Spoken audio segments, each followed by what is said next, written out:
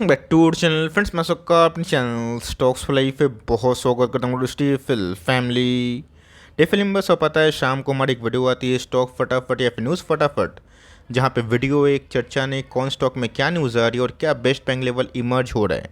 इतना मैं आप सबके लिए होमवर्क करके लाता हूँ। उस रिक्वेस्ट है वीडियो के एंड तक बने रहे, क्योंकि आज के दिन बहुत बड़ी बड़ी अपडेट्स हैं। चैनल फर्स्ट टाइम होंगे सब्सक्राइब कर सकते हैं।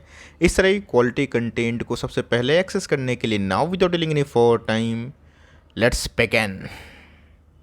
बात की जाए भारतीय शेयर बाज़ार की, पहला तारीख है दोस्तों, तो बाज़ार फ्लैट था, लेकिन यस पहले तारीख में दोस्तों एफ ने थोड़ा सा ज़्यादा माल बेचा, 5,589 करोड़। डीएस की बात की जाए वो तो गैस बाइंग कर ही रहे हैं, लेकिन दोस्तों कल के दिन बाज़ार गिरा था, बट पोर्टफोलियो की हालत उतनी ख़राब नहीं थी, because mid cap small cap में ऐसा कोई बड़ा इम्पैक्ट नहीं हुआ। और कल के दिन दोस्तों एफ ने तकरीबन 10,000 करोड़ के आसपास माल बेचा। पता है क्यों? बिकॉज ऑफ एफ 2 दिन में इतना बड़ा माल क्यों बेचे हैं, मैं आपसे पूछ रहा हूँ। इसका आंसर दोस्तों पता है क्या है? एफ को अभी के टाइम चाइना का बाज़ार काफ़ी अच्छा लग रहा है। उसके पीछे का जो रीज़न है मैं आपको ज़रूर बताऊंगा, लेकिन यस क्या एफ वही काम करेंगे जो लगातार वो पूरे साल की बात की जाए, 2 साल की बात की जाए, 3 साल की बात की जाए, वो कर रहे हैं। कहा गया दोस्तों, तो एफ अभी भी देखते देखते गए हम लोग 10वां महीने में प्रवेश कर चुके हैं, और पलक झपकते ही लग रहा है कि 2024 ख़त्म हो जाएगा। समझ में नहीं आया दोस्तों कि 9 महीना कैसे बीता।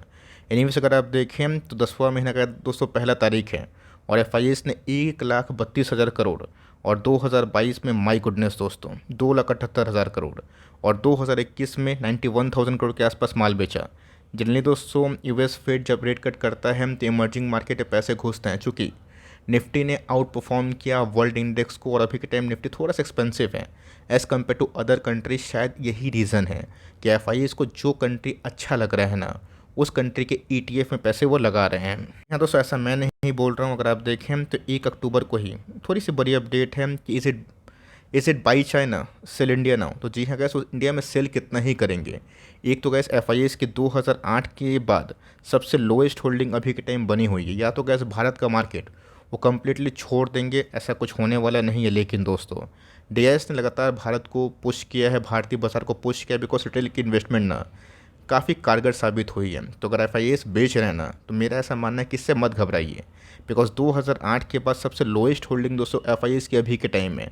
वो और बेच भी देंगे तो ऑफकोर्स वो थोड़ी ना दोस्तों इंटायर मार्केट से आउट हो जाएंगे। ये सो शॉर्ट टर्म में चाइना में जो स्टिमुलस की न्यूज़ आई थी ना, जिसकी वजह से बाज़ार उनको काफ़ी अट्रैक्टिव लग रहा है, और एफ को ना वो काफ़ी अट्रैक्ट कर रहा है। लेकिन दोस्तों ये बात सोचने पे मजबूर लोगों को करना चाहिए कि अगर बिग स्टिमुलस चाइना का बाज़ार दे रहे हैं, इसके पीछे कारण क्या है। स्टिमुलस का बात है 2020 में जब कोविड की महामंदी आई थी दोस्तों, क्या हुआ था? वर्ल्ड रिसेशन में चला गया था, और उस समय बिग स्टिमुलस आया था। और जो कंट्रीज़ स्टिमुलस बराबर अनाउंस करती है ना, 1 आध साल के बाद दोस्तों इन्फ्लेशन का ना बड़ा दबाव भी होता है। तो शॉर्ट टर्म में भले लोग एफ की बात की जाए, लोग अट्रैक्ट होकर चाइनीज़ के मार्केट में चले भी जाएँ, लेकिन क्या लॉन्ग टर्म इम्पैक्ट इसका पॉजिटिव होगा, ये डंके के छोर पे बोलना ना काफ़ी अर्लियर स्टेज है। यहाँ दोस्तों महीना भर में, सप्ताह भर में कहानी चेंज हो गई। CSI 300 इंडेक्स की बात की जाए चाइनीज़ मार्केट का, उसमें तकरीबन 25% का जंप हमें एक ही सप्ताह में 10 दिन में ही देखने को मिल रहे हैं। हांगकांग का इंडेक्स भी काफ़ी तेज़ है, और यही रीज़न है कि बहुत लोग इस स्टिमुलस के बाद भाग रहे हैं। लेकिन गैस प्रश्न उत्तर पे यही है ना, अगर चाइनीज़ इकोनॉमी इतना स्टेबल है, इतना मजबूत है, इतना रोबस्ट है, उनको स्टिमुलस की क्या आवश्यकता। और 2020 में गैस मेगा स्टिमुलस के बाद 1 साल के बाद बाज़ार की क्या हालत हुई थी बताने की आवश्यकता नहीं, आप सबको अच्छे से पता है।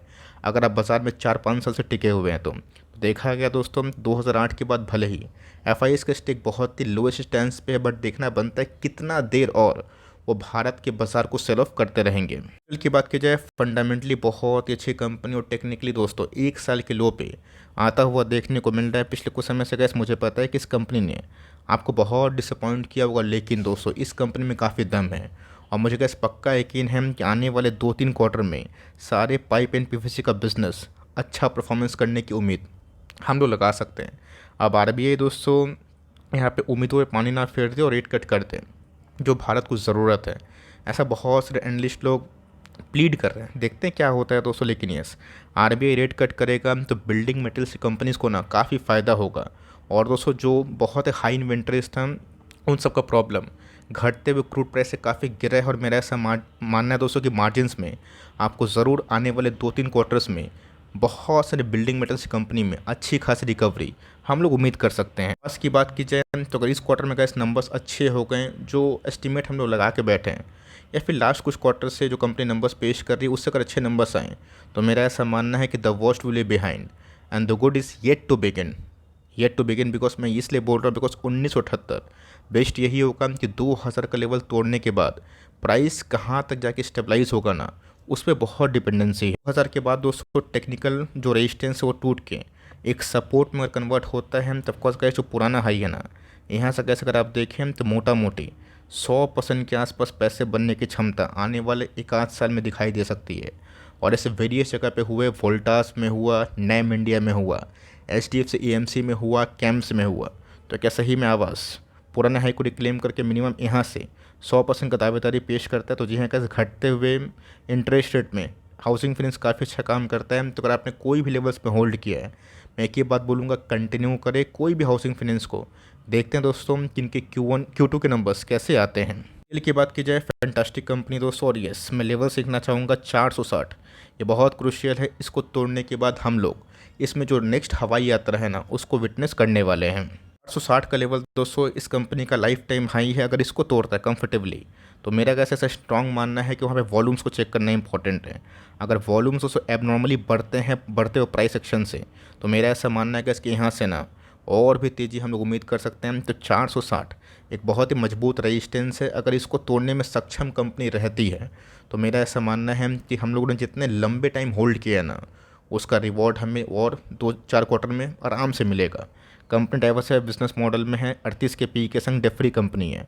आप कंटिन्यू करें, फ्रेश बाइंग करना चाहते हैं तो अभी भी धीरे धीरे टुकड़ों में खरीद सकते हैं। लोन की बात की जाए तो जी हाँ, सेबी का जो न्यू रूल हमें देखने को मिल रहा है, वेरियस जगह पे बहुत सारे रूल्स इम्पोज किए हैं। कुछ अच्छे हैं तो कुछ ओके टाइप्स, और किसी किसी को तो कुछ रूल्स समझ में ही नहीं आए। रही बात एंजुलन के पॉइंट ऑफ व्यू की, तो उन्होंने कैसे अपना जो चार्जेस है ना उसको रिवाइज किया।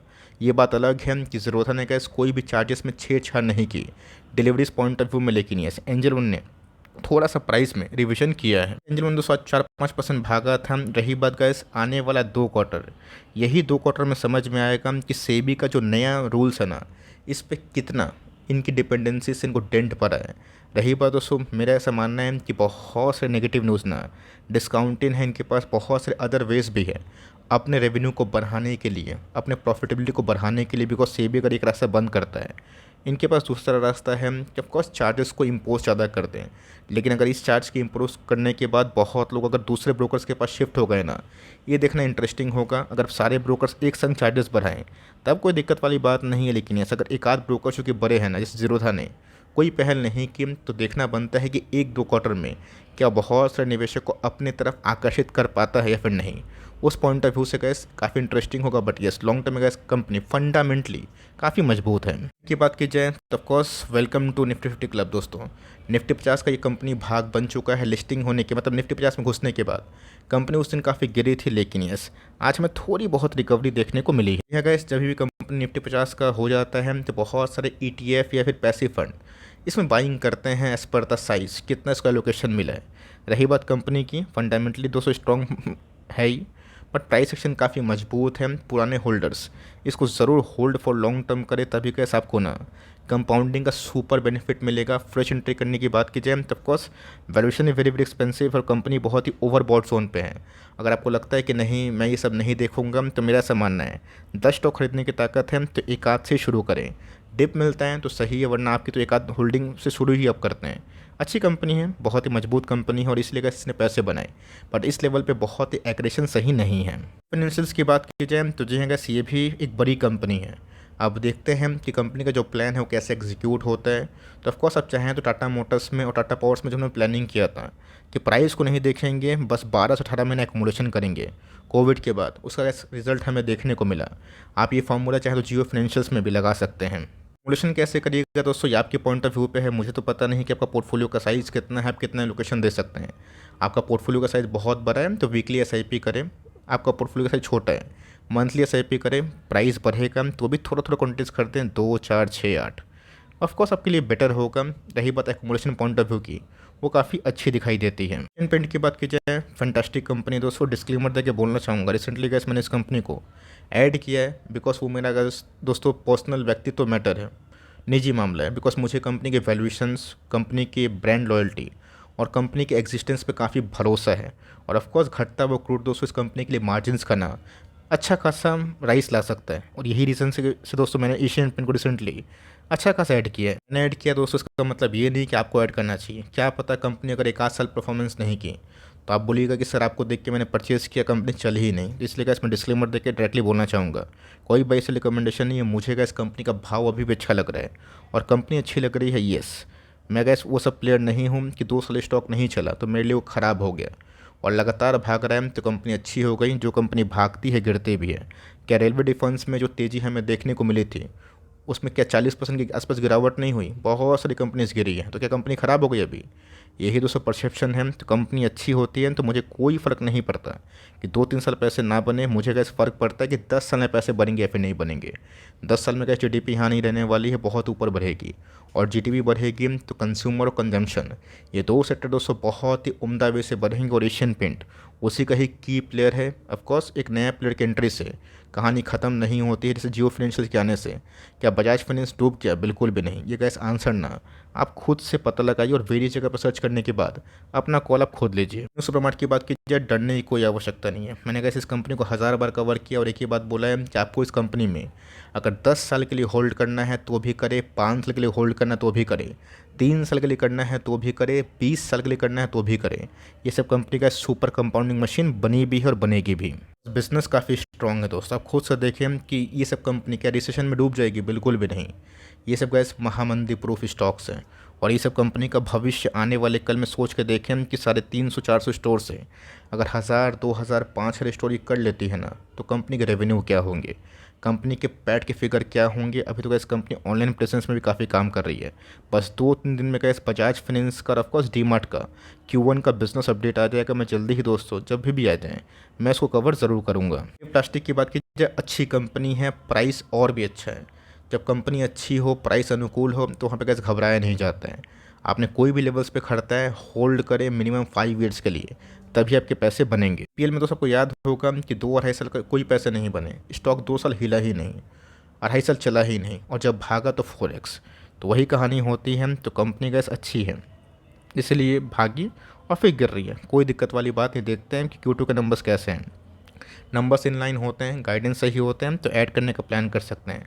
लॉस में कैसे में बेचने की बात नहीं करूंगा बिकॉज कंपनी के वैल्यूशन अभी भी 17 के आसपास हैं, जो बहुत ही सटीक है। मैनेजमेंट्स की बात की जाए तो क्या बॉटम बन चुका है, इसको लेकर दोस्तों बहुत लोग की नज़र है। बिकॉज जो कमेंट्री और जो गाइडेंस इस बार बालाजी माइंस की तरफ हमें देखने को मिल रही है, जो बिजनेस प्रोग्रेस हमें देखने को मिली पिछले कुछ समय से काफ़ी अच्छी है दोस्तों।